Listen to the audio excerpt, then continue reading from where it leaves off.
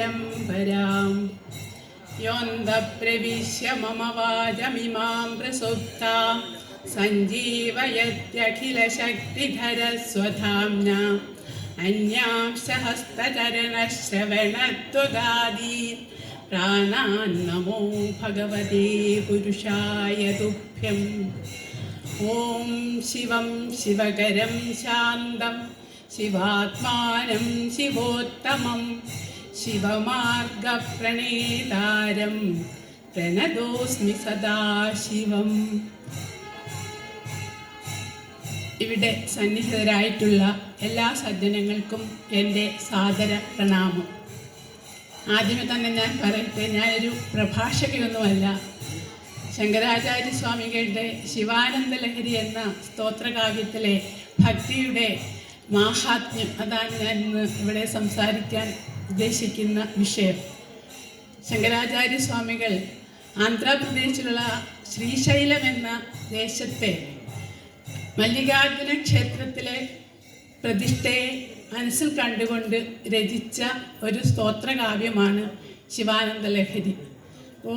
മല്ലികാർജുന ക്ഷേത്രം എന്ന് പേര് കിട്ടാൻ തന്നെ കാരണം ഭഗവാൻ കിരാതവേഷധാരിയായി അർജുനൻ്റെ മുമ്പിൽ പ്രത്യക്ഷപ്പെടുകയും അർജുനൻ ഭഗവാനെ മല്ലികാ കുസുമങ്ങൾ കൊണ്ട് പൂജിക്കുകയും ചെയ്തതുകൊണ്ടാണ് ആ ക്ഷേത്രത്തിന് അങ്ങനെ പേര് ലഭിച്ചത്. 12 മഹാലിംഗങ്ങളിൽ ഒരു മഹാലിംഗമാണ് മല്ലികാർജുന മഹാലിംഗം എന്ന് പറയുന്നത്. ഈ കൃതി ശിവാനന്ദ ലഹരി എന്ന സ്തോത്രകാവ്യം ഞാൻ പഠിച്ചപ്പോൾ എൻ്റെ മനസ്സിൽ ഈ ഉന്നത്ത് മഹാദേവ ക്ഷേത്രവും അവിടുത്തെ പ്രതിഷ്ഠയും ഈ ക്ഷേത്ര പരിസരവുമൊക്കെ ആയിരുന്നു എൻ്റെ മനസ്സിലുണ്ടായിരുന്നത്. അപ്പോൾ എനിക്ക് തോന്നി, ഈ സ്തോത്രം ഇവിടെ ഈ ക്ഷേത്ര സന്നിധിയിൽ പഠിപ്പിച്ചാലോ എന്നെനിക്കൊരാഗ്രഹമുണ്ടായി. ഈശ്വരാനുഗ്രഹം കൊണ്ട് തന്നെ അതിനുള്ള സാഹചര്യം ഉണ്ടാവുകയും അത് പഠിപ്പിച്ചുകൊണ്ടിരിക്കുകയും ചെയ്യുന്നു. എത്രയും ആമുഖമായി പറഞ്ഞുകൊണ്ട് 1-2 കാര്യങ്ങൾ ഞാൻ നിങ്ങളോട് പറയാമെന്ന് വിചാരിക്കുന്നു.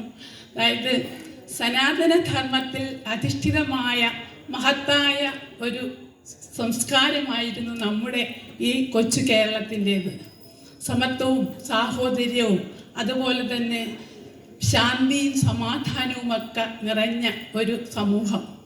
പക്ഷേ വിജ്ഞാന മേഖലകളിൽ നമ്മൾ നോർത്ത് ഇന്ത്യയിലെ നളന്ദ, തക്ഷശില തുടങ്ങിയതായ വിശ്വവിദ്യാലയങ്ങളെ പോലെ നമ്മുടെ ഈ കൊച്ചു കേരളത്തിലും വിശ്വവിദ്യാലയങ്ങൾ ഒരുപക്ഷെ അത്രത്തോളം മാഹാത്മ്യമുള്ളത് അല്ല എങ്കിലും അതുപോലെയുള്ളതായ വിശ്വവിദ്യാലയങ്ങൾ നമ്മുടെ ഈ കൊച്ചു കേരളത്തിലും ഉണ്ടായിരുന്നു. തിരുവനന്തപുരത്തെ വലിയ ശാല ക്ഷേത്രത്തോടനുബന്ധിച്ചുള്ളതായ കാന്തല്ലൂർ ശാലയും കൊട്ടാരക്കര ഗണപതി ക്ഷേത്രത്തോടനുബന്ധിച്ചുള്ളതായ കൊട്ടാരക്കര ശാലയുമൊക്കെ അതിനുദാഹരണമായി ഇന്നും നിലകൊള്ളുന്നു. പക്ഷേ എന്തുകൊണ്ടോ നമ്മുടെ സംസ്കാരത്തിന് മറ്റെങ്ങും കാണാത്തത്ര വിധം എളുപ്പത്തിൽ ഒരു സാംസ്കാരിക ച്യുതി സംഭവിച്ചിരിക്കുന്നു. അതിൻ്റെ പ്രത്യേകമായ കാരണമെന്ന് എനിക്ക് തോന്നുന്നത് നമ്മുടെ യുവതലമുറയെ ഈ ആശ്രമങ്ങളിലേക്കും നമ്മുടെ വിജ്ഞാനത്തിൻ്റെയും സംസ്കാരത്തിൻ്റെയും ഒക്കെ ഉറവിടമായിട്ടുള്ളതായ നമ്മുടെ ക്ഷേത്രങ്ങളിലേക്കും ആശ്രമങ്ങളിലേക്കുമൊക്കെ അവരെ ആകർഷിക്കുവാൻ കഴിയാതെ പോകുന്നതാണ്.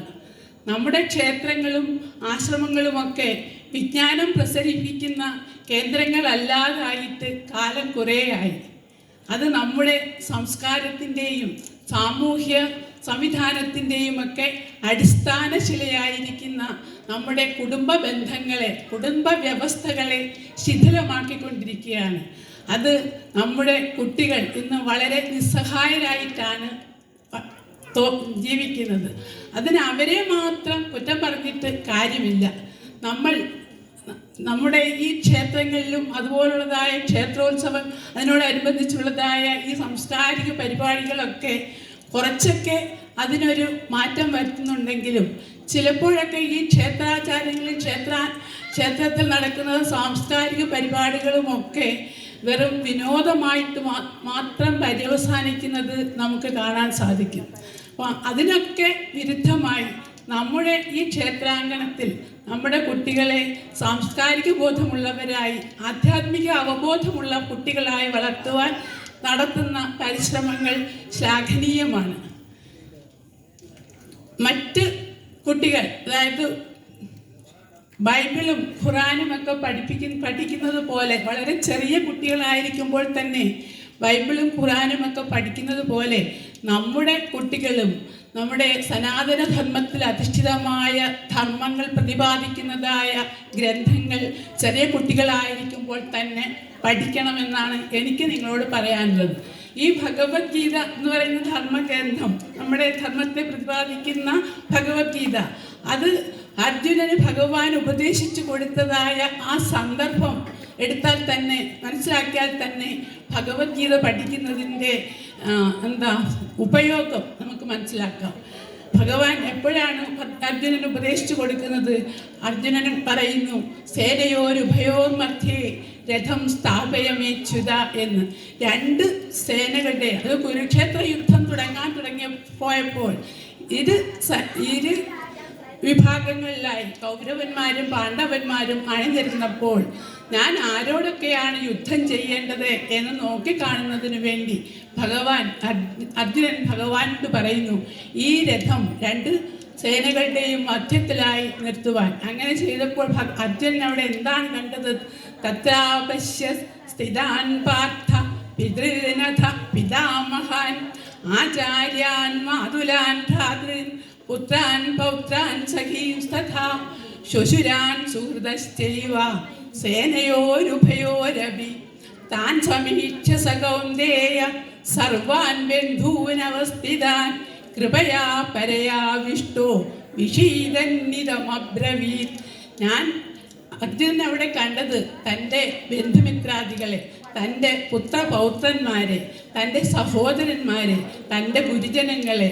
അപ്പോൾ ഇവരെയൊക്കെ കണ്ടപ്പോഴത്തേക്കിനും ശരീരമാകെ തളർന്ന അർജുനൻ ഭഗവാനോട് ചോദിക്കുന്നതാണ്, ദൃഷ്ടേമം സ്വജനം കൃഷ്ണ യുയുത്സും സമുപസ്ഥിതം സീദന്തി മമ ഗാത്രാണി മുഖം ച പരിശുഷ്യതി വ്യവധുശ്ച ശരീരേ മേ രോമഹർഷശ്ച ജായതേ ഗാന്ധീവം ത്രംസദേഹസ്താത് ത്വച്ചൈവ പരിദഹ്യതേ ന ച ശക്നോമ്യവസ്ഥാതും ഭ്രമതീവ ച മേ മനഃ നിമിത്താനി ച പശ്യാമി വിപരീതാനി കേശവ.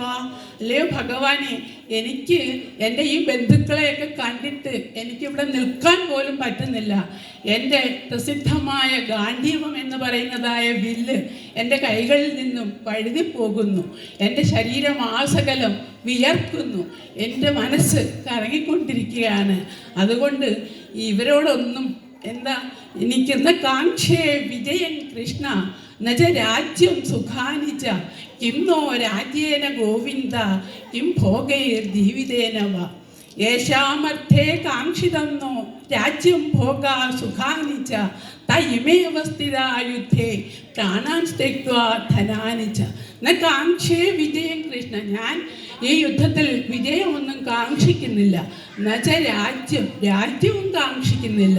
ന സുഖാനിച്ച, എനിക്ക് യാതൊരു വിഷയസുഖങ്ങളും വേണ്ട. ഞാൻ എന്തിനു വേണ്ടിയാണോ, ആർക്ക് വേണ്ടിയാണോ ഈ യുദ്ധം ചെയ്യാൻ ഇവിടെ വന്നു ചേർന്നത്, അവരെല്ലാവരും ഈ യുദ്ധത്തിൽ മരിക്കാൻ പോവുകയാണ്. അതുകൊണ്ട് 3 ലോകം തരാമെന്ന് പറഞ്ഞാലും അഭിത്രൈലോക്യ രാജ്യസ്യ ഹേതോഹോ കിന്നു മഹീകൃതേ, 3 രാജ്യം തരാമെന്ന് പറഞ്ഞാലും ഞാൻ ഇവരോടൊന്നും യുദ്ധം ചെയ്യുകയില്ല എന്ന് പറഞ്ഞിട്ട് യതിമാമപ്രതീകാരം അശസ്ത്രം ശസ്ത്രപാണയഃ ധാർത്തരാഷ്ട്രാരണേ ഹന്യം തന്മേ ക്ഷേമതരം ഭവേത്. യതിമാം അപ്രതീകാരം, പ്രതികാരമില്ലാത്തവനും അശസ്ത്രം, ആയുധം ധരിച്ചിട്ടില്ലാത്തവനുമായ എന്നെ ആയുധധാരികളായ കൗരവന്മാർ വധിക്കുന്നെങ്കിൽ വധിച്ചുകൊള്ളട്ടെ എന്ന് പറഞ്ഞിട്ട് ഏവമുക്ത്വാർജുന സംഘേ രഥോപസ്ഥമുപാവിശത് വിസൃജ്യ സശരം ചാപം ശോകസംവിഘ്നമാനസഃ. ഇങ്ങനെ പറഞ്ഞുകൊണ്ട് തൻ്റെ അമ്പും വില്ലുമെല്ലാം ഉപേക്ഷിച്ച് രഥത്തിൽ വിവശനായിരിക്കുന്നതായ ശോകമോഹ നിമഗ്നനായി ഇതികർത്തവ്യതാ മൂഢനായി വിവേകവിജ്ഞാനം നശിച്ചവനായ അർജുനനെയാണ് നമുക്ക് കാണാൻ സാധിക്കുന്നത്. അങ്ങനെയുള്ള അർജുനനെ കർമ്മോന്മുഖനാക്കുന്നതിന് വേണ്ടി, ക്ഷത്രിയ ധർമ്മമായ യുദ്ധം ചെയ്യുന്നതിന് വേണ്ടി ഭഗവാൻ ഉപദേശിച്ചതാണ് ഈ ഭഗവത്ഗീത. അപ്പോൾ അർജുനന് ഉപദേശിച്ച ഈ ഭഗവത്ഗീത ഭഗവാൻ നമ്മോട് ഓരോരുത്തരോടും, അർജുനനെ നിമിത്തമാക്കിക്കൊണ്ട് നമ്മോട് ഓരോരുത്തരോടും ചെയ്യുന്ന ഉപദേശമായിട്ട് വേണം കരുതുവാൻ. ജീവിതത്തിൽ പല പ്രതിസന്ധികൾ നമുക്കുണ്ടാകാം. ആ പ്രതിസന്ധികളെയൊക്കെ തരണം ചെയ്ത് നമ്മുടെ ജീവിത ലക്ഷ്യത്തിലേക്ക് നമ്മെ നയിക്കുന്നതാണ് ഭഗവത്ഗീത. അത് അർജുനൻ ഉപദേശിച്ച ശേഷം ഭഗവാൻ 18-ാം അധ്യായത്തിൽ പറയുന്നുണ്ട്, ഇതിതേ ജ്ഞാനമാഖ്യാതം ഗുഹ്യാഗുഹ്യതരം മയാ വിമൃശ്യൈതദശേഷേണ യഥേച്ഛസി തഥാ കുരു. അല്ലയോ അർജുന, നിനക്ക് ഞാൻ ഈ ജ്ഞാനം, അത് രഹസ്യങ്ങളിൽ വെച്ച് ഏറ്റവും രഹസ്യമായിട്ടുള്ളതായ ജ്ഞാനം നിനക്ക് ഞാൻ പകർന്നു തന്നിരിക്കുകയാണ്. ഇനി നീ അതിനെ വിശകലനം ചെയ്ത് നിന്റെ ഇഷ്ടം പോലെ നീ ചെയ്തോ എന്ന് പറയുമ്പോൾ അർജുനൻ പറയുന്നുണ്ട്, നഷ്ടോ മോഹ സ്മൃതിർലബ്ധ ത്വത്പ്രസാദാന്മയാച്യുത സ്ഥിതോസ്മി ഗതസന്ദേഹ കരിഷ്യേ വചനം തവ. എൻ്റെ മോഹം, എൻ്റെ അജ്ഞാനം എല്ലാം ഇല്ലാതായി, എനിക്ക് വിവേക വിജ്ഞാനം കൈവന്നിരിക്കുന്നു. അർജുനൻ പറയുകയാണ്, അങ്ങ് എന്താണോ പറയുന്നത് അതുപോലെ ഞാൻ ചെയ്യാം. അപ്പോൾ ശോകമോഹ നിമഗ്നനായ അർജുനനെ സ്വകർത്തവ്യ നിർവഹണത്തിന് വേണ്ടി പ്രേരിപ്പിച്ച ഭഗവത്ഗീത നമ്മുടെ ഓരോ കുട്ടികളും അത് പഠിക്കേണ്ടുന്നതാണ്. പ്രതിസന്ധികളിൽ തളരാതെ നമ്മുടെ ജീവിത ലക്ഷ്യത്തിലേക്ക് നമ്മെ കൊണ്ടെത്തിക്കുന്നതാണ്. മഹാത്മാഗാന്ധി തന്നെ പറഞ്ഞിട്ടുണ്ട്, എനിക്ക് ദുഃഖം വരുമ്പോഴൊക്കെ ഞാൻ ഗീതാമാതാവിനെ ശരണം പ്രാപിക്കുമെന്നും എൻ്റെ ദുഃഖത്തിന് പരിഹാരം ഭഗവത്ഗീതയിൽ നിന്നും കിട്ടുമെന്നും. അപ്പോൾ നമ്മൾ കുട്ടികളെ ചെറുപ്പകാലത്തിൽ തന്നെ, അതായത് ചെറുപ്പകാലങ്ങളിലുള്ള ശീലം മറക്കുമോ മാനുഷനുള്ള കാലം, കാരസ്കരത്തിൻ കുരുപാലിലിട്ടാൽ കാലാന്തരെ കയ്പു ശമിപ്പതുണ്ടോ എന്നാണ്. ചെറിയ പ്രായത്തിൽ തന്നെ ഇത് ഉപദേശിച്ചു കൊടുക്കുകയാണെങ്കിൽ കുട്ടികൾക്ക് ചിലപ്പോൾ അതിൻ്റെ അർത്ഥമൊന്നും ആ കാലത്ത് മനസ്സിലാകത്തില്ലെങ്കിലും അവരുടെ ജീവിത ലക്ഷ്യത്തിൽ അത്, അവരുടെ മനസ്സിൽ അത് രൂഢമൂലമാവുകയും അങ്ങനെ ഗീത പഠിക്കുന്ന ഒരു കുട്ടി ഒരിക്കലും വഴിതെറ്റി പോവുകയില്ല എന്നുള്ളത് എനിക്ക് തന്നെ ഉറപ്പാണ്. ഇത് ഭഗവാൻ തന്നെ പറയുന്നുണ്ട്, നമ്മേ ഭക്തപ്രണശ്യതി എന്ന്. എൻ്റെ ഭക്തൻ ഒരിക്കലും നാശമില്ല എന്നാണ് ഭഗവാൻ പറഞ്ഞിരിക്കുന്നത്. അപ്പം നമ്മൾ നമ്മുടെ കുട്ടികളെ ഈ ഭൗതികമായ നേട്ടങ്ങൾ നേടുന്നതിനോടൊപ്പം തന്നെ അവർക്ക് ആധ്യാത്മികമായ പുരോഗതിയിലേക്ക് അവരെ നയിക്കുന്നതിന് വേണ്ടി നമ്മുടെ സനാതന ധർമ്മ പ്രതിപാദകങ്ങളായിട്ടുള്ള പുസ്തകങ്ങൾ നിശ്ചയമായും പഠിപ്പിക്കണം. അതിന് നിങ്ങൾ സമയം കണ്ടെത്തണം. എല്ലാ ദിവസവും ഇപ്പോൾ നമ്മൾ കലാപരിപാടികളൊക്കെ പഠിക്കുന്നതിന് വേണ്ടി കുട്ടികളെ ഒരു സ്ഥലത്ത് നിന്നും മറ്റൊരു സ്ഥലത്തേക്ക് ഓടി നമ്മൾ കൊണ്ടുപോകാറുണ്ട്. അതുപോലെ തന്നെ ഒരാഴ്ചയിൽ ഒരു ദിവസം 1 മണിക്കൂറെങ്കിലും അവരുടെ ആധ്യാത്മിക പുരോഗതിക്ക് വേണ്ടി നമ്മൾ സമയം കണ്ടെത്തണം എന്നാണ് എനിക്ക് നിങ്ങളോട് പറയാനുള്ളത്. അങ്ങനെയാണെങ്കിൽ മാത്രമേ പരസ്പരം സ്നേഹിക്കുന്ന, മാതാപിതാക്കളെ ബഹുമാനിക്കുന്ന, ഗുരുക്കന്മാരെ ബഹുമാനിക്കുന്ന, നല്ലൊരു രാഷ്ട്രത്തെ പടുത്തുയർത്താൻ സഹായിക്കുന്ന വിദ്യാർത്ഥികളെ, കുട്ടികളെ നമുക്ക് കിട്ടുകയുള്ളൂ. അപ്പോൾ ഉപനിഷത്ത് വാക്യം തന്നെ പറയുന്നുണ്ട്, മാതൃദേവോ ഭവ, പിതൃദേവോ ഭവ, ആചാര്യദേവോ ഭവ. അതുപോലെ മാതാപിതാ ഗുരു ദൈവം എന്നൊക്കെ പറയുന്നതായ ഉപനിഷത്ത് വാക്യങ്ങൾ, സത്യം വദ ധർമ്മം ചര, ഇങ്ങനെയൊക്കെയുള്ളതായ ഉപനിഷത്ത് വാക്യങ്ങൾ നമ്മുടെ കുട്ടികളെ പഠിപ്പിക്കുകയാണെങ്കിൽ അവരാരും വഴിപിഴച്ചു പോവുകയില്ല. അതുകൊണ്ട് നമ്മൾ അതിനുവേണ്ടി പരിശ്രമിക്കണം എന്ന് നിങ്ങളോട് ആദ്യമായി ഞാൻ അഭ്യർത്ഥിക്കുകയാണ്. പിന്നെ ഇന്നത്തെ ശിവരാത്രി ദിനത്തിൽ, ഈ പുണ്യദിനത്തിൽ ശിവരാത്രിയുടെ ആഗമത്തെക്കുറിച്ച് നിങ്ങൾക്ക് എല്ലാവർക്കും അതൊക്കെ അറിയാമായിരിക്കും. എനിക്ക് ആ വിഷയങ്ങളെക്കുറിച്ച് വളരെ പരിമിതമായ അറിവേ ഉള്ളൂ. എങ്കിലും ഞാൻ വായിച്ചതിൽ നിന്ന് പറയുകയാണ്. ശിവരാത്രിയുടെ ആഗമത്തെക്കുറിച്ച് പറയുമ്പോൾ ഈ ദേവന്മാരും അസുരന്മാരും പാലാഴി മഥനം ചെയ്തപ്പോൾ ആദ്യമായി അതിൽ നിന്നും ഉദ്ഭൂതമായ വസ്തു, അതായത് അതിൽ നിന്ന് ഉയർന്നു വന്നതായ വസ്തു ഈ ലോകം മുഴുവൻ സംഹരിക്കാൻ ശക്തിയുള്ളതായ കാളകൂട വിഷമായിരുന്നു എന്നും ലോക സംഗ്രഹത്തിന് വേണ്ടി, ലോക സംരക്ഷണത്തിന് വേണ്ടി ഭഗവാൻ കാളകൂട വിഷം കുടിച്ച ദിവസമാണ് ശിവരാത്രിയായി ആഘോഷിക്കപ്പെടുന്നത്, അല്ലെങ്കിൽ ശിവരാത്രിയുടെ ആഗമം അതാണെന്ന് ഒരു വിഭാഗം പറയുന്നു. മറ്റൊരു കൂട്ടർ പറയുന്നു പാർവതി പരമേശ്വരന്മാരുടെ ആദ്യ രാത്രിയാണ് ശിവരാത്രിയായി ആഘോഷിക്കുന്നതെന്ന്. മറ്റൊരു കഥ, ഏതോ ഒരു വേടൻ ഒരു കൂവളമരത്തിന് ചുവട്ടിൽ ഒരു ദിവസം കഴിഞ്ഞുകൂടിയെന്നും അയാളുടെ കൈകാലുകൾ തട്ടി കുറേ കൂവളത്തിലകൾ താഴേക്ക് വീണുവെന്നും അത് ശിവപൂജയുടെ പുണ്യപരിഭാഗമായി മാറിയെന്നും പറയപ്പെടുന്നു. ശിവതാണ്ഡവം നടത്തിയ ദിവസമാണ് ശിവരാത്രിയായി ആഘോഷിക്കുന്നതെന്ന് മറ്റൊരു വിഭാഗം പറയുന്നു. ഇതൊക്കെ ഞാൻ വായിച്ചിട്ടുള്ള അറിവാണ്. ഇവർക്കൊക്കെ ഇതിനേക്കാൾ കൂടുതലായിട്ട് ഈ കാര്യത്തെക്കുറിച്ചൊക്കെ പറയാൻ കഴിയും. ശിവചൈതന്യത്തിൻ്റെ സൂക്ഷ്മമായ സ്വഭാവം എന്ന് പറയുന്നത് നിരന്തരമായ തപസ്സും അമൃതപ്രവാഹവുമാണ്.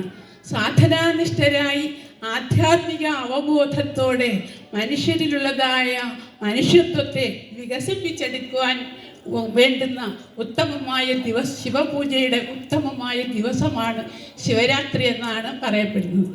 അപ്പോൾ ഈ ശിവരാത്രി ദിവസം നാം അനുഷ്ഠിക്കുന്ന ഉപവാസത്തെക്കുറിച്ച് പറയുകയാണെങ്കിൽ, ഇപ്പോൾ ഉപവാസം എന്ന് കേൾക്കുന്ന ഉടനെ എല്ലാവരും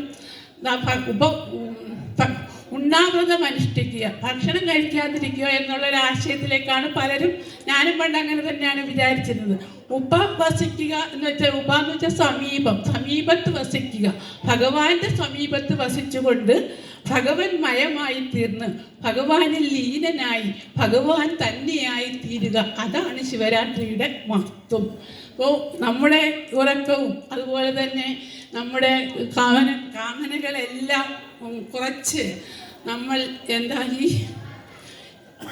മഹത്തായ ഒരു ചൈതന്യത്തിൻ്റെ അല്ലെങ്കിൽ മഹത്തായ ഒരു തപസ്സിൻ്റെ പരിണത ഫലമാണ്, അല്ലെങ്കിൽ പുണ്യപരിഭാഗത്തിൻ്റെ ഭാഗമാണ് ഓരോ ജീവകണവും എന്നുള്ളതായ ആശയത്തിലേക്ക് നമ്മെ കൊണ്ടെത്തിക്കുന്നതാണ് ശിവരാത്രിയുടെ മഹത്വം. അപ്പോൾ ഈ ശിവരാത്രി വ്രതം അനുഷ്ഠിക്കുന്നത് കൊണ്ട് അതിൻ്റെ പ്രയോജനം എന്താണ് എന്ന് ഒരു കഥ ശിവപുരാണത്തിൽ പറയുന്ന കഥയാണ്. നിങ്ങൾക്കൊക്കെ വായിച്ച കഥകളായിരിക്കും, നല്ലതെന്ന് പറയുകയാണ്. സിന്ധു നദീതീരത്ത് കുഞ്ചരം എന്ന് പറയുന്നതായ ഒരു രാജ്യമുണ്ടായിരുന്നു എന്നും ആ രാജ്യത്തിലെ ഒരു ഭരണാധികാരി, അദ്ദേഹം വളരെ സദ്ഗുണസമ്പന്നനായ ഭരണാധികാരിയായിരുന്നു. തൻ്റെ 7 കാര്യദർശികളെ കൊണ്ടായിരുന്നു അദ്ദേഹം തൻ്റെ രാജ്യഭരണം നന്നായി ഭരിച്ചിരുന്നത്. പക്ഷെ അതിലൊരു കാര്യദർശി, അദ്ദേഹം വളരെ ശ്രേഷ്ഠനും സന്മാർഗിയുമൊക്കെ ആയിരുന്നു എങ്കിലും അദ്ദേഹത്തിൻ്റെ പുത്രൻ സുകുമാരൻ വളരെ അബദ്ധസഞ്ചാരിയായ ഒരു വ്യക്തിയായിരുന്നു. അദ്ദേഹം ഒരു ചണ്ടാല സ്ത്രീയെ വിവാഹം കഴിക്കുകയും അതോടെ അയാളുടെ അച്ഛൻ അയാളുടെ വീട്ടിൽ നിന്നും പുറത്താക്കുകയും അയാൾ ചണ്ടാല സ്ത്രീയുമായി കുറേ കാലം താമസിച്ച് അങ്ങനെ ഒരു ദിവസം അവിടുത്തെ അമ്പലത്തിൽ ഉത്സവം വന്നപ്പോൾ ഈ ചണ്ടാല സ്ത്രീ ഈ സുകുമാരനോട് പറഞ്ഞു, എൻ്റെ തലയിൽ ചൂടുവാൻ കുറേ പൂക്കൾ വേണം, ആ പൂക്കൾ കൊണ്ടുവരുന്നതിന് വേണ്ടി ഈ സുകുമാരൻ എന്ന് പറയുന്നയാൾ വളരെ ദൂരം സഞ്ചരിച്ച് അയാൾ ഒരു കാട്ടിലകപ്പെടുകയും അവിടെ ഏകാന്തപഥികനായി നിർഭയനായി നടക്കുന്ന അയാളുടെ മുമ്പിൽ ഒരു ശിവാലയം കാണുകയും ആ ശിവാലയത്തിൻ്റെ അടുത്തായി ഒരു ശിവലിംഗം മണ്ണിൽ പുറഞ്ഞു കിടക്കുന്നതായിട്ടും അയാൾ കണ്ടു. അയാൾ സ്വതവേ ഒരു ദുർമാർഗിയാണ്. പക്ഷേ അപ്പോൾ അയാൾ ആ ശിവലിംഗം എടുത്ത് വൃത്തിയാക്കി ശിവാലയം മുഴുവൻ തൂത്ത് വൃത്തിയാക്കുന്നതിൽ വ്യാപൃതനായി ആ രാത്രി മുഴുവൻ. രാവിലെ ആ ശിവലിംഗം അവിടെ പ്രതിഷ്ഠിച്ച് വളരെ സംതൃപ്തനായി അയാൾ താഴ്വരയിലേക്ക് പൂക്കൾ ശേഖരിക്കുവാൻ പോയി. അതുകൊണ്ട് അയാൾ പകലൊന്നും ഉറങ്ങിയില്ല. അങ്ങനെ പൂക്കൾ സംഭരിച്ചുകൊണ്ട് തൻ്റെ ഭാര്യയ്ക്ക് കൊടുക്കുകയും അങ്ങനെ കാലക്രമേണ കുറേ കാലം കഴിഞ്ഞപ്പോൾ അയാൾ മരിച്ചുപോയി. അപ്പോൾ അയാളുടെ ഈ ആത്മാവിനെ കൊണ്ടുപോകുവാൻ ഈ യമലോകത്തു നിന്നും കുറച്ച് പേര് വരികയും യമകിങ്കരന്മാർ വരികയും അതോടൊപ്പം തന്നെ ശിവലോകത്തു നിന്നും ശിവകിങ്കരന്മാർ വരികയും ചെയ്തു. അപ്പം ഇവർ തമ്മിൽ വാഗ്വാദമായി. ഇയാൾക്ക് ശിവലോകത്ത് പോകാൻ യാതൊരു യോഗ്യതയുമില്ല എന്ന് യമകിങ്കരന്മാർ പറഞ്ഞപ്പോൾ യമദേവൻ പ്രത്യക്ഷപ്പെടുകയും അവരോട് പറഞ്ഞു, ഇയാൾ ശിവരാത്രി ദിവസം ഏകാഗ്രമായ മനസ്സോടെ ഭഗവത് ആരാധന ചെയ്തത് കൊണ്ട്, പകൽ ഇയാൾ ഉറങ്ങാതിരുന്നത് കൊണ്ട് കൊണ്ടും അയാൾ ശിവരാത്രി വ്രതം കൃത്യമായി അനുഷ്ഠിച്ചു എന്നതിനാൽ അയാൾക്ക് ശിവലോകം അല്ലെങ്കിൽ സായുജ്യമുക്തി നേടാൻ അർഹതയുണ്ട് എന്ന് പറഞ്ഞു. അപ്പോൾ നമ്മൾ ഏകാഗ്രമായ മനസ്സോടെ ഭഗവത് ഉപാസന ചെയ്യുകയാണെങ്കിൽ നിശ്ചയമായും സായുജ്യമുക്തി ലഭിക്കും എന്നാണ് ശിവരാത്രിയുടെ മാഹാത്മ്യം, ശിവരാത്രി വ്രതത്തിൻ്റെ മാഹാത്മ്യം. ഇനി എൻ്റെ വിഷയത്തിലേക്ക് വരാം. ശങ്കരാചാര്യസ്വാമികൾ രചിച്ച കൃതിയാണ് ശിവാനന്ദ ലഹരി എന്ന് പറഞ്ഞു. അപ്പോൾ അദ്ദേഹത്തിനെ കുറിച്ച് പറയുകയാണെങ്കിൽ അദ്ദേഹം ആലുവായ്ക്കടുത്തുള്ള കാലടി എന്ന ഗ്രാമത്തിൽ ശിവഗുരുവിൻ്റെയും ആര്യാമ്പയുടെയും പുത്രനായി ശങ്കരൻ്റെ തന്നെ ഈ ശ്രീ പരമേശ്വരൻ്റെ തന്നെ അനുഗ്രഹത്താൽ ഉണ്ടായ കുട്ടിയാണ് ശ്രീ ശങ്കരൻ. അദ്ദേഹം വളരെ അനിതര സാധാരണമായ ബുദ്ധിവൈഭവമുള്ള ഒരു കുട്ടിയായിരുന്നു. അദ്ദേഹത്തിൻ്റെ ഈ സാമർഥ്യത്തെ പ്രകീർത്തിക്കുന്ന ഒരു ശ്ലോകം തന്നെയുണ്ട്. അഷ്ടവർഷേ ചതുർവേദി ദ്വാദശേ സർവശാസ്ത്രവിദ് ഷോഡശേ കൃതവാൻ ഭാഷ്യം ദ്വാത്രിംശേ മുനിരഭ്യഗാത് എന്ന്. അഷ്ടവർഷേ 8 വയസ്സായപ്പോൾ 4 വേദങ്ങളും ഋഗ് യജുസ് സാമം അഥർവം എന്നിങ്ങനെ 4 വേദങ്ങളും പഠിച്ച് ദ്വാദശി സർവശാസ്ത്രവിദ് 12 വയസ്സായപ്പോൾ എല്ലാ ശാസ്ത്രങ്ങളും വേദാംഗങ്ങളെല്ലാം പഠിച്ച് ഷോഡശേ കൃതവാൻ ഭാഷ്യം 16 വയസ്സായപ്പോൾ ബ്രഹ്മസൂത്രം പ്രസ്ഥാനത്രയത്തിന് ബ്രഹ്മസൂത്രം, ഭഗവത്ഗീത, ദശോപനിഷത്ത് ഇങ്ങനെ ഇവയ്ക്ക് 3നും ഭാഷ്യം രചിച്ച് അദ്വൈത മതം ലോകമെമ്പാടും പ്രചരിപ്പിച്ച് 4 മഠങ്ങൾ ഭാരതത്തിൻ്റെ 4 വശങ്ങളിലായിട്ട് സ്ഥാപിച്ചിട്ട് 32ാമത്തെ വയസ്സിൽ സ്വർഗം പോകിയ ആളാണ് ശ്രീ ശങ്കരൻ. അദ്ദേഹം അനേക കൃതികൾ എഴുതിയിട്ടുണ്ടെങ്കിലും സ്തോത്രകാവ്യങ്ങളിൽ ഏറ്റവും പ്രസിദ്ധമായിട്ടുള്ള 2 സ്തോത്രകാവ്യങ്ങളാണ് സൗന്ദര്യലഹരിയും ശിവാനന്ദ ലഹരിയും. സൗന്ദര്യലഹരിയിൽ അദ്ദേഹം തൻ്റെ ഉപാസ്യ ദേവിയെ, സൗന്ദര്യ ലഹരി എന്ന് പറയുമ്പോൾ തന്നെ എന്താ, ദേവിയുടെ സൗന്ദര്യത്തെ കേശാദിപാദം അടി മുതൽ മുടി വരെ വർണ്ണിക്കുന്നതാണ് അതിലെ പ്രതിപാദ്യ വിഷയം. തൻ്റെ ഉപാസ്യ ദേവതയെ ദൂരെ നിന്ന് നോക്കിക്കാണുന്ന ഒരു വിനീതനായ ഭക്തനായിട്ടാണ് ശങ്കരാചാര്യരെ നമുക്കതിൽ കാണാൻ സാധിക്കുന്നത്. ശങ്കരാചാര്യർ ദേവിയോട് തന്നെ പറയുന്നുണ്ട്, എൻ്റെ എല്ലാ പ്രവൃത്തികളും അമ്മയുടെ ഉപാസനയ്ക്കുള്ള ഉപകരണങ്ങളായി തീരണമേ എന്ന്. അമ്മയ്ക്ക് നൽകുവാൻ എൻ്റെ കയ്യിൽ ഒന്നുമില്ല എന്നും എല്ലാം അമ്മയുടെ തന്നെ വിഭൂതിയുടെ അല്പാംശമാണ് എൻ്റെ കയ്യിലുള്ളതെല്ലാം. ഭഗവാൻ ഗീതയിൽ പറയുന്നത് പോലെ വിഭൂതിമത്സത്വം ശ്രീമദ് ഊർജിതമേവ തത്തദേവ അവഗച്ഛത്വം മമ തേജോംശ സംഭവം. എൻ്റെ തേജസ്സിൻ്റെ അംശമാണ് ഈ ചരാചരാത്മകമായ സമസ്ത പ്രപഞ്ചവും എന്ന് ഭഗവാൻ പറയുന്നത് പോലെ ഇവിടെ ഒരു മനോഹരമായ ശ്ലോകത്തിലൂടെയാണ് ശങ്കരാചാര്യർ അത് അവതരിപ്പിക്കുന്നത്. പ്രദീപജ്വാലാഭിർ ദിവസകര നീരാജന വിധി സുധാസൂതേശ്ചന്ദ്രോപലജലവൈരർഘ്യരചന സ്വകീയൈരംഭോഭി സലിലനിധി സൗഹിത്യകരണം ത്വദീയാഭിർവാഭ്യ തവ ജനനി വാചാം സ്തുതിരിയം. അതായത് സകല ചരാചരങ്ങൾക്കും പ്രകാശത്തെ പ്രദാനം ചെയ്യാൻ കഴിവുള്ളതായ സൂര്യഭഗവാനെ നമ്മൾ ദീപത്തിൻ്റെ അല്ലെങ്കിൽ പ്രദീപത്തിൻ്റെ ജ്വാലകളെ കൊണ്ട്, വിളക്കിൻ്റെ ജ്വാലകളെ കൊണ്ട് നമ്മൾ നീരാജനം അർപ്പിക്കുന്നത് പോലെ, ദീപാരാധന നടത്തുന്നത് പോലെയും ചന്ദ്രകാന്തക്കല്ലിൽ നിന്ന് ഊറി വരുന്നതായ ജലം കൊണ്ട് ഭഗവാൻ ചന്ദ്രന് നമ്മൾ അർഘ്യമർപ്പിക്കുന്നത്, പൂജാദ്രവ്യം അർപ്പിക്കുന്നത് പോലെയും എല്ലാ ജലത്തിൻ്റെയും സ്രോതസ്സായിട്ടുള്ളതായ സമുദ്രം, ആ സമുദ്രത്തിന് നമ്മൾ സമുദ്രത്തിൽ നിന്ന് ജലമെടുത്ത് തർപ്പണം ചെയ്യുന്നത് പോലെയും അമ്മയുടെ തന്നെ വാക്കുകൾ കൊണ്ടാണ് ഞാൻ ഈ സ്തുതി രചിച്ചിരിക്കുന്നത് എന്ന് വളരെ വിനീതനായ ഭക്തനായിട്ടാണ് കവി ഈ സൗന്ദര്യലഹരിയിൽ നമുക്ക് കാണാൻ സാധിക്കുന്നത്. അവിടെ ഉപാസകനും ഉപാസ്യ ദേവതയും ഉപാസനയ്ക്കുള്ളതായ ഉപകരണങ്ങളും ഉപാസനാ രീതിയും എല്ലാം ഒന്നായി തീർന്ന ആ അദ്വൈതത്തിലാണ് ആ കൃതി അവസാനിക്കുന്നത്. രണ്ടാമത് നമ്മുടെ ശിവാനന്ദ ലഹരിയിലെ ഭക്തി മാഹാത്മ്യമാണ് എൻ്റെ വിഷയം തന്നെ. അപ്പം എന്താണ് ഭക്തി? ശങ്കരാചാര്യർ തന്നെ പറയുന്നുണ്ട് തൻ്റെ വിവേക ചൂടാമണി എന്ന് പറയുന്ന കൃതിയിൽ, മോക്ഷകാരണ സാമഗ്രിയാം ഭക്തിരേവ ഗരീയസി സ്വസ്വരൂപാനുസന്ധാനം ഭക്തിരിത്യഭിധീയതേ മോക്ഷകാരണ സാമഗ്ര്യാം ഭക്തിരേവ ഗരീയസി.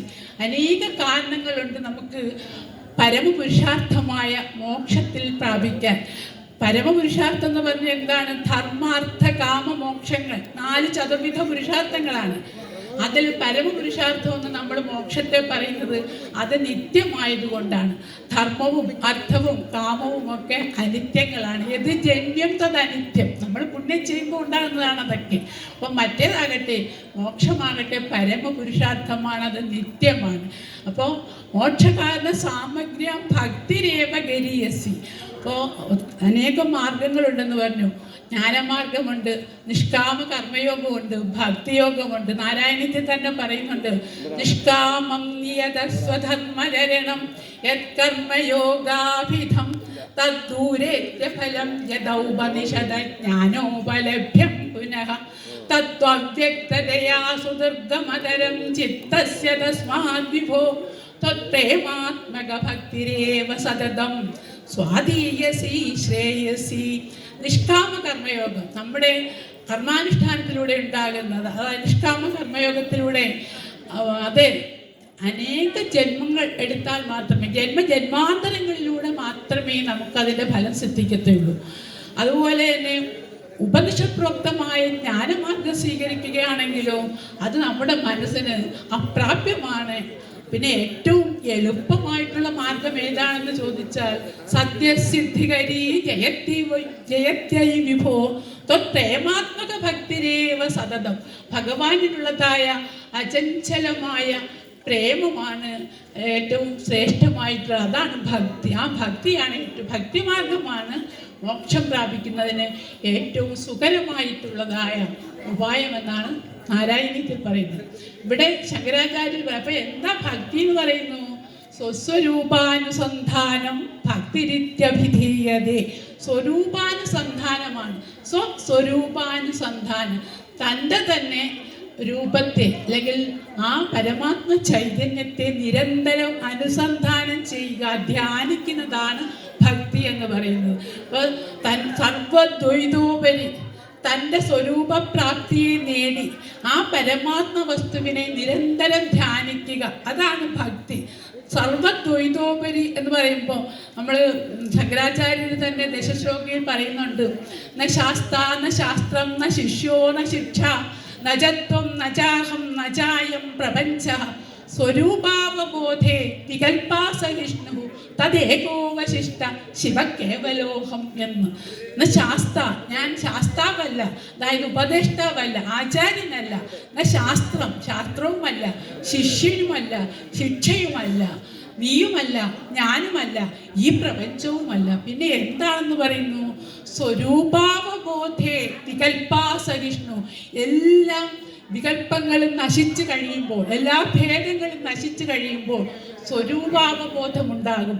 ആ വസ്തുവിനെ നമ്മൾ, അത് കേവലമായ മംഗളസ്വരൂപനായ ശിവൻ മാത്രമാണ്, മംഗളസ്വരൂപമായ ആത്മാവ് മാത്രമാണെന്നും ആ വസ്തുവിനെ നിരന്തരം അനുസന്ധാനം ചെയ്യുന്നതാണ് ഭക്തി എന്ന് പറയുന്നു.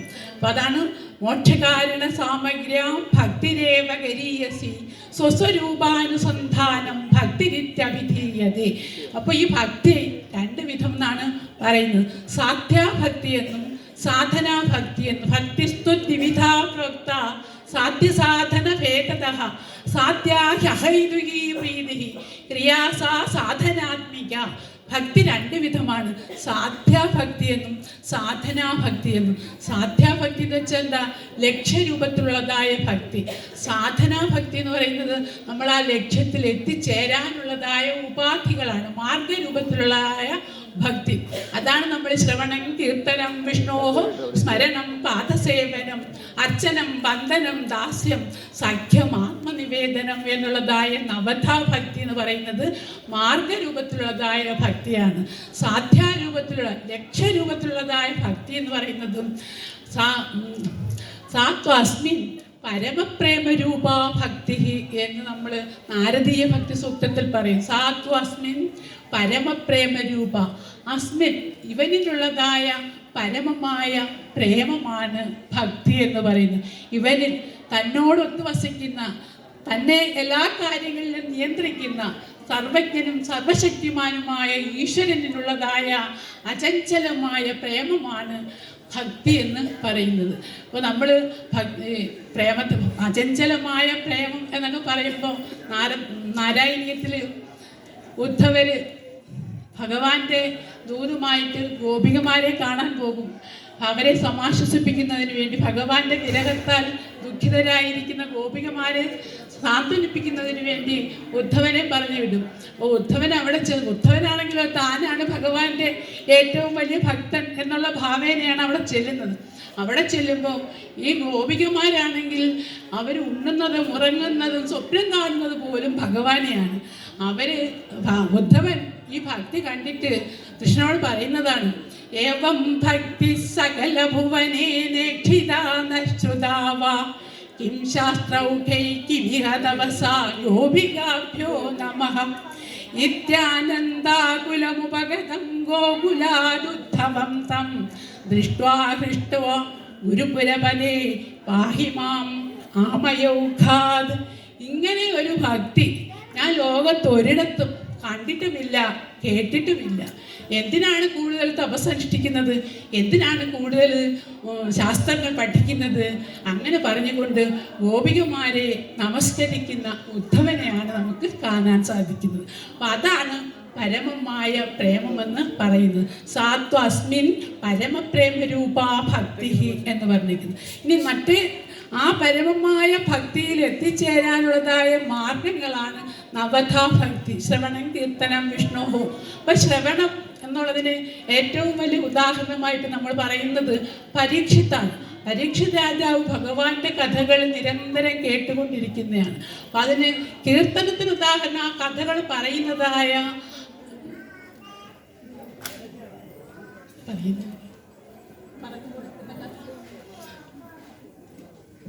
പറഞ്ഞു കൊടുക്കുന്ന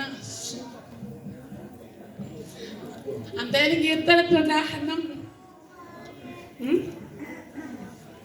ഭഗവാന് കഥകൾ പറഞ്ഞു. അതാണ് കീർത്തനത്തിന് ഉദാഹരണമായിട്ട് പറഞ്ഞേക്കുന്നത്. ശ്രവണം, കീർത്തനം, വിഷ്ണോഹോ സ്മരണം. സ്മരണത്തിന് ഉദാഹരണം പ്രഹ്ലാദനാണ്. ശ്രവണം, കീർത്തനം, വിഷ്ണു സ്മരണം, പാദസേവനം മഹാലക്ഷ്മിയാണ്. ഭഗവാന്റെ പാദങ്ങളെ നിരന്തരം സേവിച്ചുകൊണ്ടിരിക്കുന്നത് മഹാലക്ഷ്മിയാണ്. അർച്ചനത്തിന് ഉദാഹരണം പൃഥു ചക്രവർത്തിയാണ്. വന്ദനത്തിന് ഉദാഹരണം അക്രൂരനായിട്ട് പറഞ്ഞേക്കുന്നത്. അക്രൂരനാണെങ്കിൽ ഭഗവാന്റെ വലിയ ഭക്തനാണ്. അപ്പോൾ പക്ഷെ ഭഗവാനെ കാണാനൊന്നും സമ്മതിക്കത്തില്ല ഈ കംസൻ. ഒരു ദിവസം കംസൻ തന്നെ ഭഗവാനെ വിളിച്ചുകൊണ്ട് വരാൻ അദ്ദേഹത്തെ പറഞ്ഞു വിടും. അവിടെ ചെല്ലും. അപ്പോൾ അദ്ദേഹം ഇങ്ങനെ രഥത്തിലിരുന്ന് മനസ്സിൽ ധ്യാനിക്കുന്നതാണ്. അവിടെ ചെല്ലുമ്പോൾ ഭഗവാൻ എന്നെ കാണുമോ, എന്നോട് സംസാരിക്കുമോ, എന്നെ ആലിംഗനം ചെയ്യുമോ, ഇങ്ങനെയൊക്കെ വിവിധ ചിന്തകളിലൂടെ ഗോകുലത്തിൽ ചെല്ലുന്നതായ ഭഗവാൻ, അവിടെ അക്രൂരൻ, അവിടെ ഭഗവാൻ കളിച്ചു നടന്നതായ ആ മണ്ണിൽ കിടന്ന് ഉരുളുന്നതായ അക്രൂരനെയാണ് നമുക്ക് കാണാൻ സാധിക്കുന്നത്. അപ്പം നാരായണീയകാരൻ പറയുന്നുണ്ട്, ഏവം ഹി ഭക്തി തരളാഹ വിരളാഹ ഏവ. ഇങ്ങനെയുള്ളതായ ഭക്തന്മാർ ഭൂമിയിൽ വിരളമാണ്. അതാണ് വന്ദനത്തിന് ഉദാഹരണം. ഇനി ദാസഭക്തിക്ക് ഉദാഹരണമാണ് ഹനുമാൻ. അർച്ചനം, വന്ദനം, ദാസ്യം, സഖ്യഭക്തിക്ക് ഉദാഹരണമായിട്ട് നമ്മൾ പറയുന്നത് നമ്മുടെ അർജുനനെയാണ്.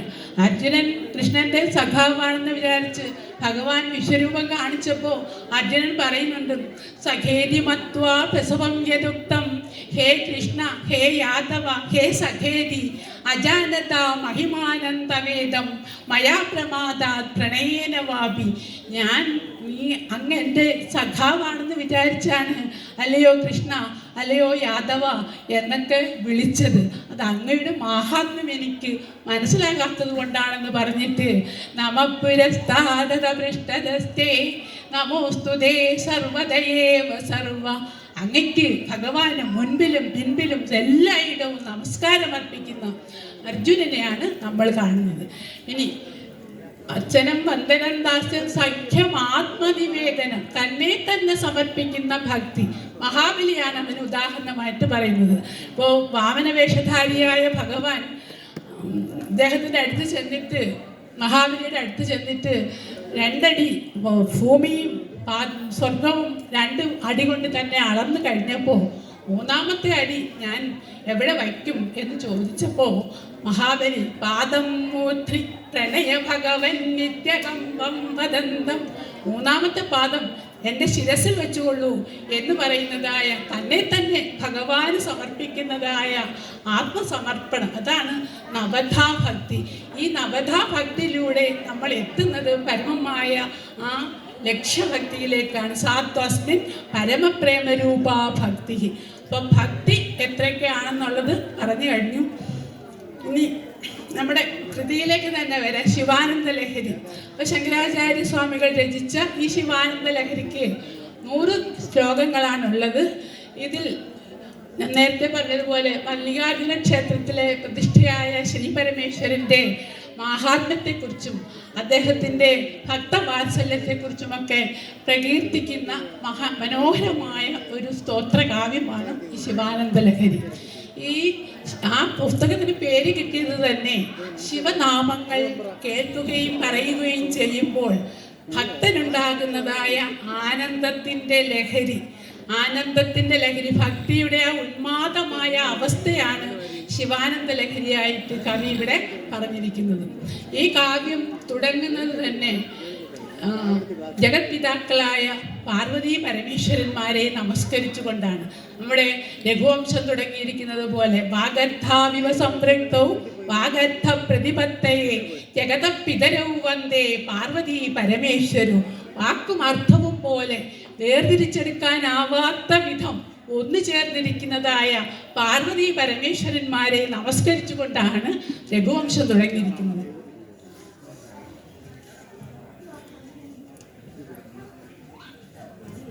അതുകൊണ്ടും ഇവിടെയും ജഗത്പിതാക്കളായ പാർവതി ശിവാഭ്യാം യമ്മേ നദിർഭവതു, പാർവതി പരമേശ്വരന്മാർക്ക് നമസ്കാരം അർപ്പിച്ചുകൊണ്ട് ശിവാനന്ദ ലഹരി തുടങ്ങുന്നു.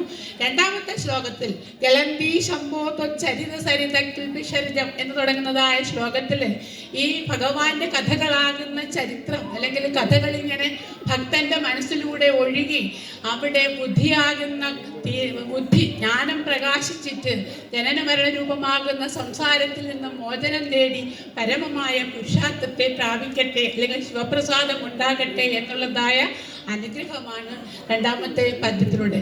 3-ാമത്തെ പദ്യത്തിൽ ഭഗവാന്റെ സാകാര നിരാകാര രൂപം, അതായത് നമ്മുടെ ഈ ബാഹ്യപ്രകടനങ്ങൾ, അത് ഭക്തി എന്ന് പറയുന്നത് ബാഹ്യപ്രകടനങ്ങളൊന്നും അല്ല എന്ന് ഭക്തന് ബോധ്യപ്പെടുത്തി കൊടുക്കുവാൻ സഗുണ ദുർഗുണ സമ്മിശ്ര രൂപമായ മനോഹരമായ ഒരു ശ്ലോകമാണ്.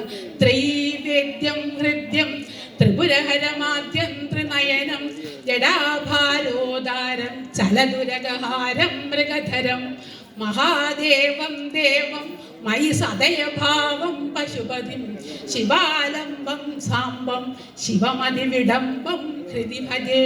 അങ്ങനെ ഒരു വളരെ മനോഹരമായ പദങ്ങളുടെ വിന്യാസത്തിലൂടെ ഭഗവാന്റെ സഗുണ നിർഗുണ സമ്മിശ്രമായ രൂപമാണ് അവിടെ ഈ പദ്യത്തിലൂടെ ചിത്രീകരിച്ചിരിക്കുന്നത്.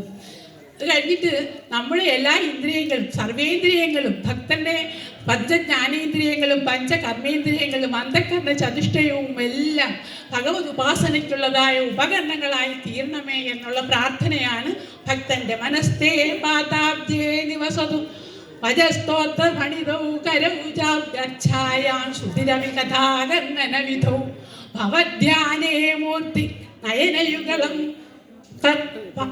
മൂർത്തിവിഭവേ പരഗ്രന്ഥാൻ കൈർവാ പരമശിവജാനേ പദമല.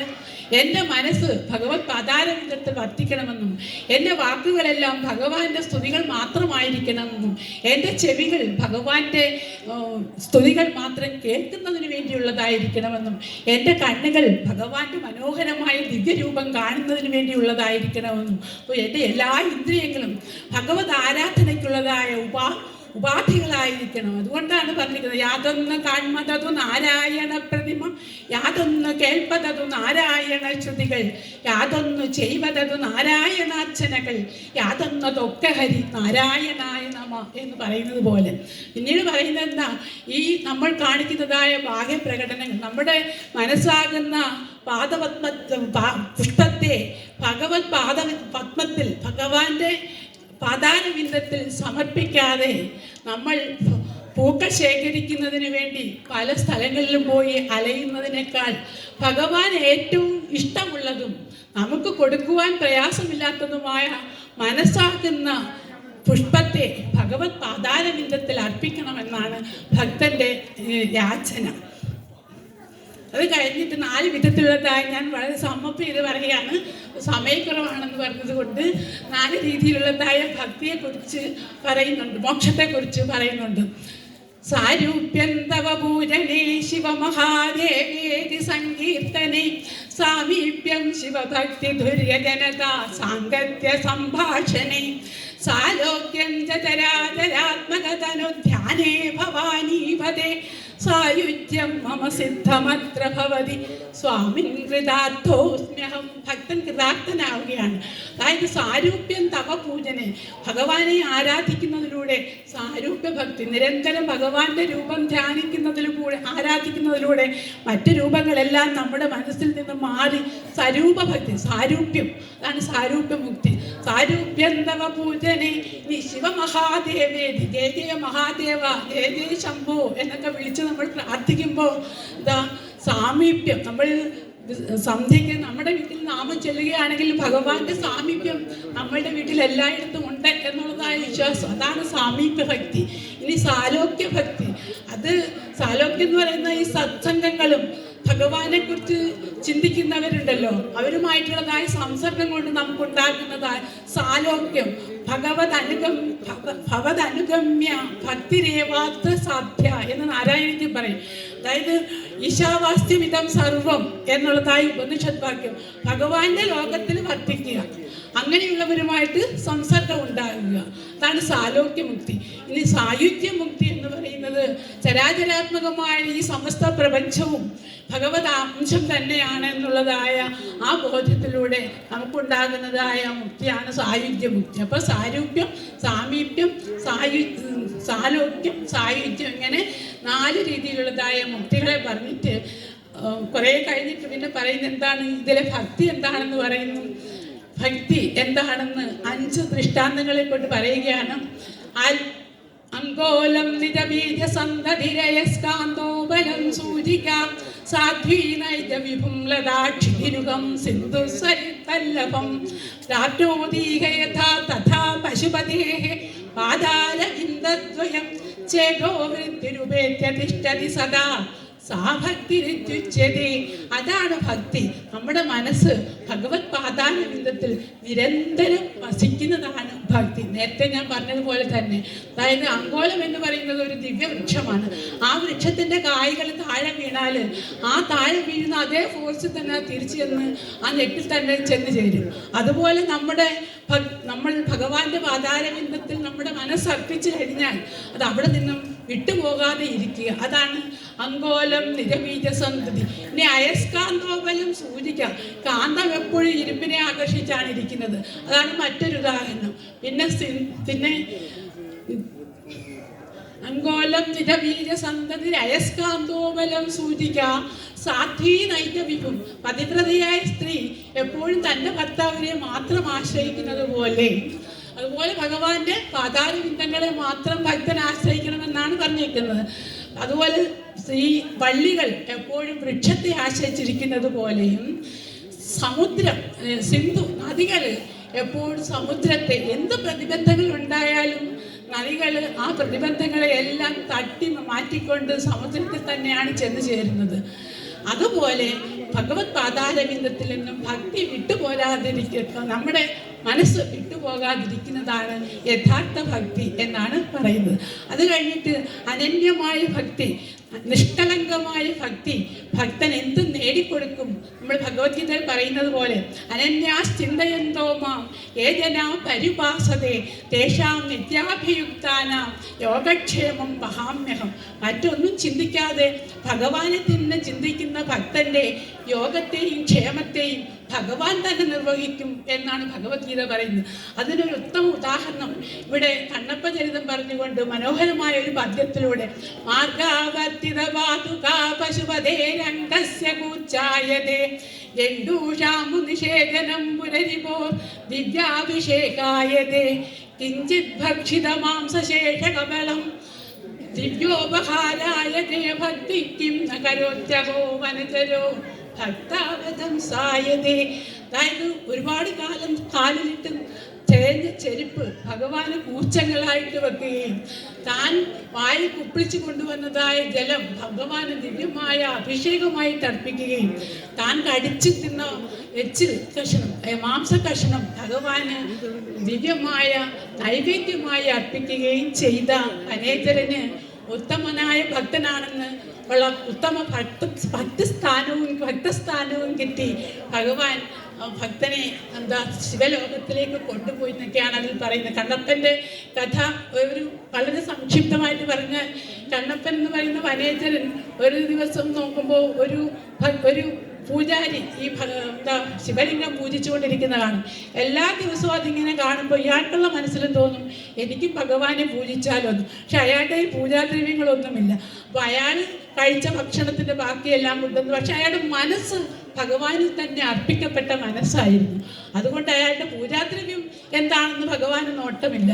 അപ്പോൾ പിറ്റേന്ന് പൂജാരി വരുമ്പോൾ ഭഗവാന്റെ ദേഹത്തെല്ലാം ഇങ്ങനെ ഇറച്ചി കഷ്ണമൊക്കെ ഇരിക്കുന്ന കണ്ടപ്പോൾ ഈ പൂജാരി വിചാരിക്കും ഇത് ആരാ ഇത് ചെയ്യുന്നത് എന്ന് നോക്കി കണ്ടുപിടിക്കണം എന്ന് വിചാരിച്ച് ഒളിച്ചിരിക്കുകയും, അപ്പോൾ ഈ ഭക്തൻ വരുമ്പോൾ ഈ വനേശ്വരൻ വരുമ്പോൾ ഭഗവാന്റെ കണ്ണുകൾ രണ്ടും വീള കെട്ടിയിരിക്കുന്നതായിട്ട് കാണും.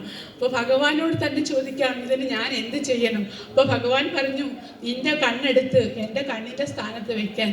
ഒട്ടും താമസിച്ചില്ല. അപ്പോൾ തന്നെ ഈ ഭക്തൻ തൻ്റെ ഒരു കണ്ണ് ചൂടിനെടുത്ത് ഭഗവാന്റെ കണ്ണിൻ്റെ സ്ഥാനത്ത് വെക്കുകയും അപ്പോൾ അടുത്ത കണ്ണ് അതിലും വെക്കണമല്ലോ. അതിനെന്ത് ചെയ്തു, ഊർജ്ജമായിട്ട് തൻ്റെ ഈ പുരിക്കങ്ങളുടെ സ്ഥാനത്ത് അത് തലം തെറ്റിപ്പോകാതിരിക്കാൻ വേണ്ടി താൻ നടന്നു തേഞ്ഞ ചെരുപ്പിൻ്റെ ഭാഗമെടുത്ത് ഇവിടെ ഊർജ്ജമായിട്ട് വയ്ക്കുകയും മറ്റേ കണ്ണ് ചൂർന്നെടുക്കാൻ തുടങ്ങിയപ്പോൾ ഭഗവാൻ പ്രത്യക്ഷനായി അവനെ ഉത്തമനായ ഭക്തനാക്കി അദ്ദേഹത്തിന് മോക്ഷം കൊടുത്തു എന്നാണ് ആ കഥ. അത് വളരെ മനോഹരമായി ഒരു ശ്ലോകത്തിലൂടെ കവി ഇവിടെ പറഞ്ഞിരിക്കുന്നു. അപ്പോൾ ഈ ഭക്തി കൊണ്ട് എന്താണ് ഉണ്ടാകുന്ന ഭക്തരുണ്ടാകുന്ന ഗുണം എന്താണെന്ന് പറയുന്നു. ആദ്യ വിദ്യാഹൃദ്ഗതാ നിർഗതാസീത് വിദ്യാഹൃദ്യാഹൃദ്ഗതാ ത്വത്പ്രസാദാത് സേവേ നിത്യം ശ്രീകരം ത്വത്പദാബ്ജം ഭാവേ മുക്തേർഭാജനം രാജമൗലേ. അനാദികാലം മുതലുള്ളതായ ഭക്തനിലുണ്ടായിരുന്നതായ അജ്ഞാനം ഇല്ലാതാവുകയും പകരം ഹൃദ്യയായ വിദ്യ വന്നു ചേരുകയും ജ്ഞാനം വന്നു ചേരുകയും ചെയ്തു. അങ്ങനെ ഭഗവാനെ ഉപാസിച്ചത് കൊണ്ട് ഇയാൾക്കുള്ള ദൂരീകൃതാനി ദുരിതാനി ദുരക്ഷരാണി ദൗർഭാഗ്യ ദുഃഖ ദുരഹങ്കൃതി ദുർഭജാംസി സാരം ത്വദീയ ചരിതം നിതരാം നിബന്ധം ഗൗരീശ മാമിഹ സമുദ്ധര സത്കടാക്ഷി. ഭഗവാനോട് പറയുകയാണ് എൻ്റെ എല്ലാ ദുരിതങ്ങളും മാറി, എൻ്റെ ദുഃഖങ്ങളെല്ലാം മാറി, എൻ്റെ ദുർവാക്കുകളും എന്നിൽ നിന്ന് മാറിപ്പോയി ഭഗവാന്റെ അനുഗ്രഹം കൊണ്ട്. അപ്പോൾ ഇവിടെ ഭക്തിയും ജ്ഞാനവും അത് പരസ്പര പൂരകങ്ങളാണെന്നും വെറും ഭക്തി എന്ന് പറയുന്നത് ബാഹ്യമായ വെറും പ്രകടനം മാത്രമാണെന്നും ഭക്തിയില്ലാത്ത ജ്ഞാനം എന്ന് പറയുന്നത് വെറും ശുഷ്കമാണെന്നും ഭക്തിയും ജ്ഞാനവും കൂടി ഒന്നിച്ചുണ്ടായാൽ മാത്രമേ നമുക്കുള്ള മനുഷ്യരുടെ ആധ്യാത്മിക ചേതന പൂർണ്ണമാവുകയുള്ളൂ എന്നാണ് ഇതിലൂടെ മനസ്സിലാക്കേണ്ടത്. അത് ധൈര്യാങ്കുശേന നിവൃത്തം രഭസാദ് ആദൃശ്യ ഭക്തി ശൃംഖല. അത് മനോഹരമായ ശ്ലോകത്തിലൂടെ പറയും ധൈര്യമാകുന്ന അങ്കുശം കൊണ്ട് ഭക്തിയാകുന്ന ചങ്ങലയുണ്ട്. ഭഗവാന്റെ പാതാരവിന്ദത്തെ പാതാരവിന്ദമാകുന്ന ആളാനും പെട്ടുകുറ്റി അതിൽ ബന്ധിച്ചിട്ട് നമ്മുടെ ഈ ഹൃദയമാകുന്ന മനസ്സാകുന്ന ഈ മതയാനെ പിടിച്ച് ഭഗവത് പാതാരവിന്ദത്തിൽ ബന്ധിച്ചിട്ട് ഭക്തിയാകുന്ന ശൃംഖല കൊണ്ട് ഭഗവത് പാതാരവിന്ദത്തിൽ പൂട്ടിയിട്ട് ബന്ധിച്ചിട്ട് ഈ ജ്ഞാനമാകുന്ന പൂട്ടിട്ട് ചിത്യന്ത്രം കൊണ്ട് ജ്ഞാനമാകുന്ന പൂട്ടിട്ട് പൂട്ടണമെന്നാണ്. എങ്കിലേ ഭഗവത് പാതാരവിന്ദത്തിൽ നിന്നും ഭക്തി വിട്ടുപോകാതെ ഇരിക്കൂ എന്നുള്ളതാണ്. യസ്യ ദേവേ പരാഭക്തർ യഥാദേവേ തഥാ ഗുരോ തസ്യൈതേ കഥിതാഹ്യർത്ഥ പ്രകാശന്തേ മഹാത്മനഃ എന്ന് ശ്വേതാശ്വേതര ഉപനിഷത് വാക്യം. ആർക്കാണ് ഗുരുവിലും അതുപോലെ തന്നെ ദേവനിലും പരമമായ ദേവേ പരാഭക്തർ യഥാ ദേവേ തഥാ ഗുരു. ആർക്കാണോ ഈശ്വരനിലും അതുപോലെ തന്നെ ഗുരുവിലും പരമമായ ഭക്തിയുള്ളത് അവന് മാത്രമേ ജ്ഞാനം പ്രകാശിക്കുകയുള്ളൂ എന്നാണ് ഇതിലൂടെ പറഞ്ഞിരിക്കുന്നത്. എന്നിട്ട് ഈ കവിത ഉപസംഹരിക്കാൻ പോവുകയാണ് ഭക്തനായ കവി. അതിന് തൻ്റെ കവിതയാകുന്ന കന്യകയെ ഭഗവാന് സമർപ്പിക്കുകയാണ്. ഭഗവാന്റെ അനുഗ്രഹത്തിന് വേണ്ടി മനോഹരമായ ഒരു ശ്ലോകത്തിലൂടെ 10 വിശേഷണങ്ങൾ ചേർത്ത്, അതായത് തൻ്റെ കവിതയ്ക്കും കന്യകയ്ക്കും ചേരുന്ന 10 വിശേഷണങ്ങൾ ചേർത്ത് ഭഗവത് പാദാരവിന്ദത്തിൽ കാവ്യത്തെ സമർപ്പിക്കുകയാണ്.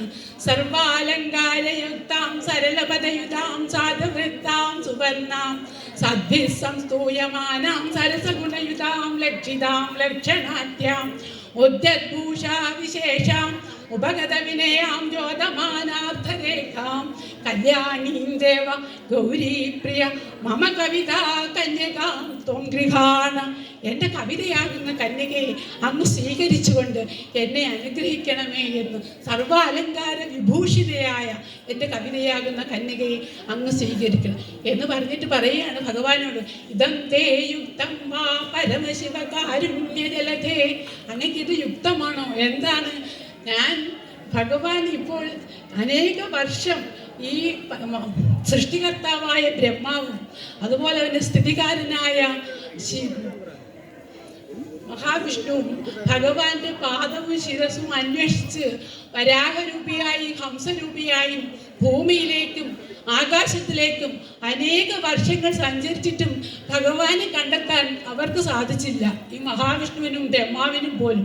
പക്ഷേ ഭക്തന്റെ മുമ്പിലിരിക്കുന്നതായ ഈ വിഗ്രഹത്തിൽ, മുമ്പിലിരിക്കുന്നതായ ആ ക്ഷേത്രത്തിനുള്ളിൽ ഭഗവാനെ കണ്ട് തൃപ്തി അടഞ്ഞിരിക്കുകയാണ് ഭക്തൻ.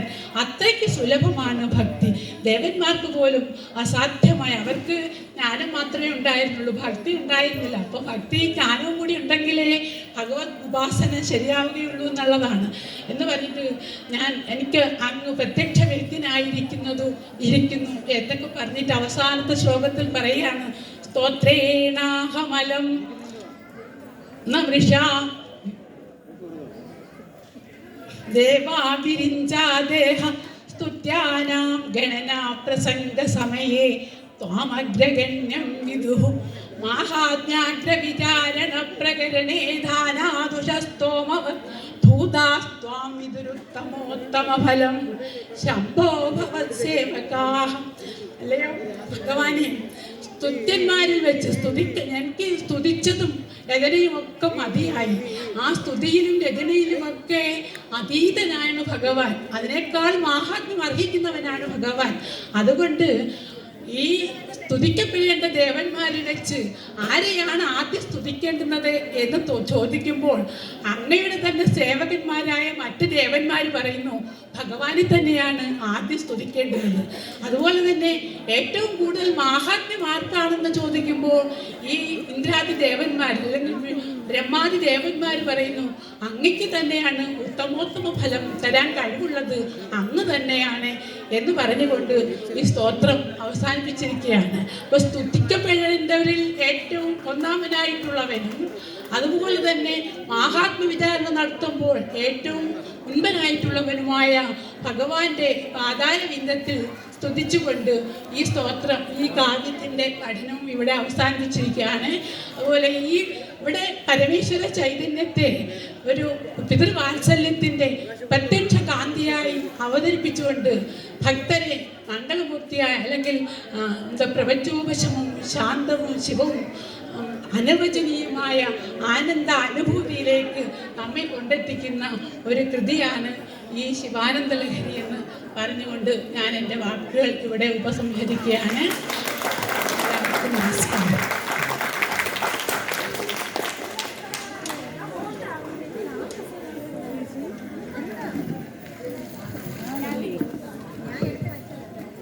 നന്ദി ടീച്ചർ.